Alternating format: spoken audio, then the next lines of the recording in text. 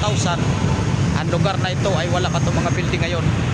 Subalit sa ngayon mga kapara, ang dami ng building. Mayroon ng Pure Gold, SM Tansa, marami ng mga commercial building. Sa dakong ito mga kapara ko, naalala ko noon na yung mga building na yan, wala pa yan, year 2000. At yung Jollibee na yan mga kapara ko, iskisan pa ng palay ang lugar na yan. So antik na rin kami rito sa lugar na to mga kapara ko.